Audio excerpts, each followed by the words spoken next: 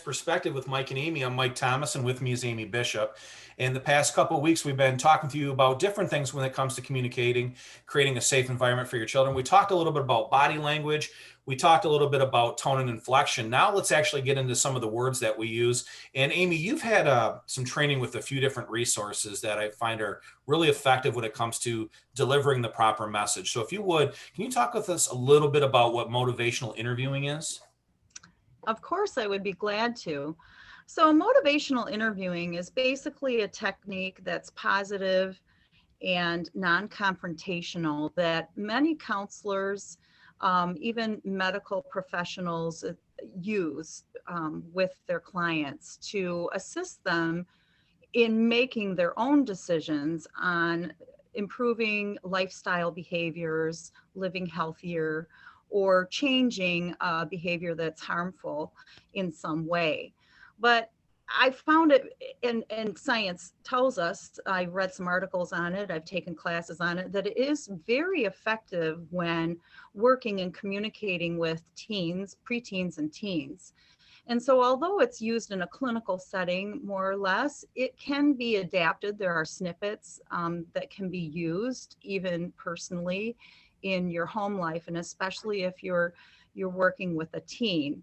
And I think it frames our conversations into being more positive instead of more punitive, and telling teens what to do, because all of us have been there, right? If somebody tells me to do something, I'm not as likely to do what they say as if I were the one to come up with a solution on my own and make a decision to do something or change in some way, because I'm an independent person with my own mind, and our teens are very independent. They're seeking independence, and they don't want to be told, don't do this because I said so.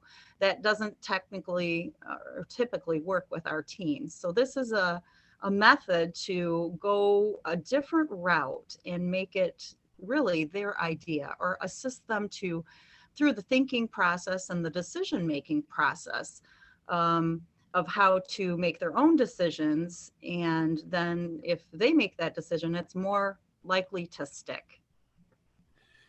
I've read a little bit on it, and what I like about it is kind of tying in with what you're saying. The person's a part of the conversation, and rather than feel like there's something wrong or like they're broken, it's like there's opportunities for growth, and it's worded in a way where you feel like you want to be part of the conversation versus being lectured. And so I know there's some resources out there. As professionals, we use a thing called Improving MI Practices. There's a website where we actually get continuing education credits for doing these.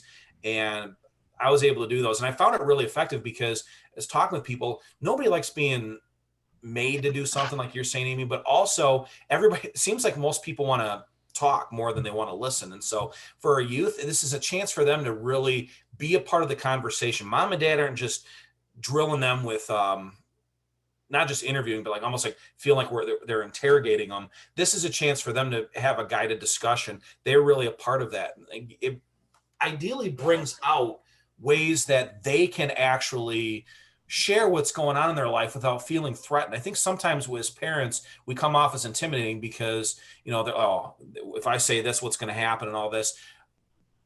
Motivational interviewing kind of sets a tone of like, I really just want to get to know you better and see where I can go to help. And if the goal is to help, this is just a nice technique. So, I don't know. What are your other thoughts on that, Amy, as far as motivational interviewing or other things we can do to draw out dialogue versus arguing with our kids?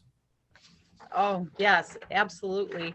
I loved what you said about, it focuses not on what's wrong with you, because many teens get that idea if we talk to them that, you're always correcting me or you're always nagging at me, that there's something wrong with them.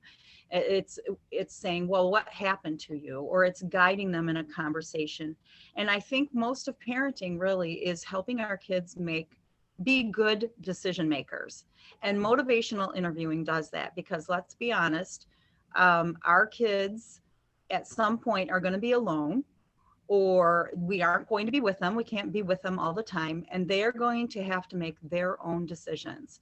So teaching them to hear that inner voice, you know, whether that's your voice at first or moving as they age over to their own voice. They need to make their own decisions. And so if we teach them to make good decisions on their own, we can trust that. So I think interviewing certainly does that. So I just kind of want to go over some points, kind of the steps, the major steps of motivational interviewing, just to give our parents tips.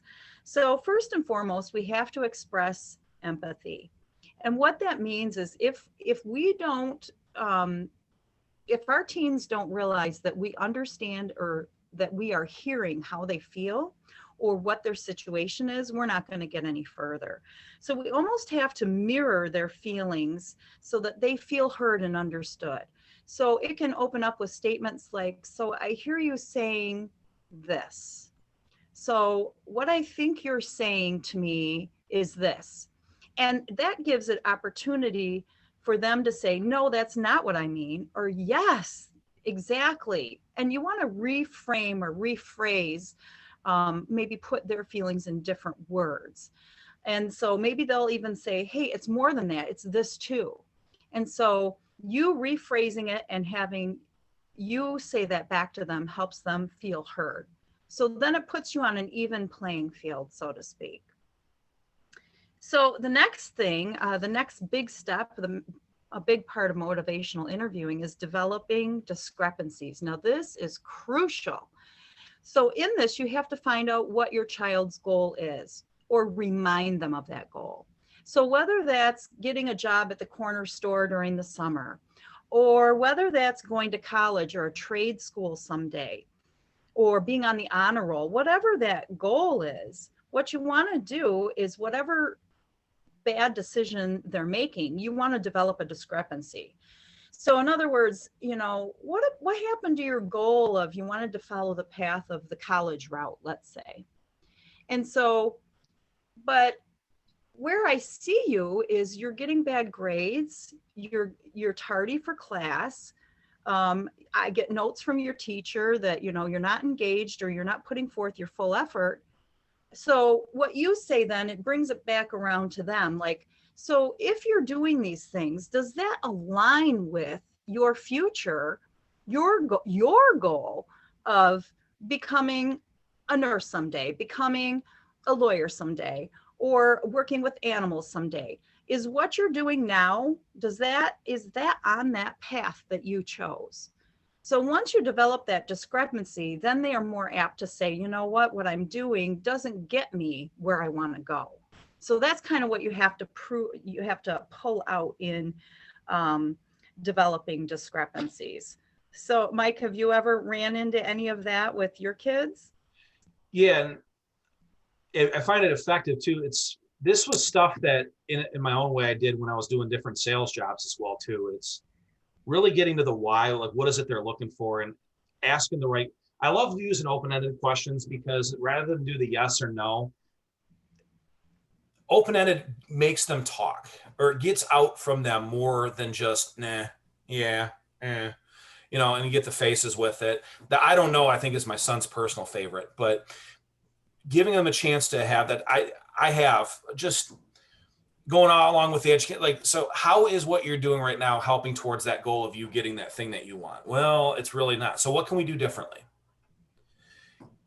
You're supporting them, asking them questions. You're there as a support, but ultimately you're giving them the power to make that choice themselves so they feel like they're a part of the discussion. So, Amy, I do find that effective. It's kind of like when you're asking the repackaging, I kind of think of like the people at drive-through at McDonald's. They're asking you your order back to make sure that they're getting it right. So I like that we do that because again, yes, I hear you. I'm at least trying to understand you, and that's better than just dictating them. So if you find yourself dictating to your children, go online and check out motivational interviewing. It's a great technique to really just make them feel involved in the conversation they're a part of, as well as giving you some guidance on the right questions. But it's about all the time we've got for today. Amy, anything else you want to share? Yeah, I just want to add one more thing under those 2 points of motivational interviewing that we were able to cover today, and that is using stories, using scenarios. So you mentioned open-ended questions. That's Absolutely correct. We got to avoid the one word statements back. And in order to do that, we have to ask open-ended questions. So, but telling stories sometimes, or using a story, for instance, you're watching something on TV together, and maybe a teen is pregnant, or maybe there's a lot of drinking or drug use on it. Those are opportunities and platforms that you can use to actually have conversations that may otherwise be difficult. So watching out for those scenarios, and in conversations about so and so, this happened to them at school. So you can kind of walk through a storyboard. And even if one thing didn't occur, or an outcome that you thought maybe would happen didn't, you can then take that story or scenario further by saying, what would happen if this happened instead? Or what would you do if so and so had this happen to them? What would you say to that friend? Where would you go? What would you decide? Because it makes them think through a problem and helps them make a decision earlier before that problem plays out, if you will. So telling stories and using scenarios is a great way to communicate and help your child make better, healthier decisions. Amy, I appreciate you bringing that up.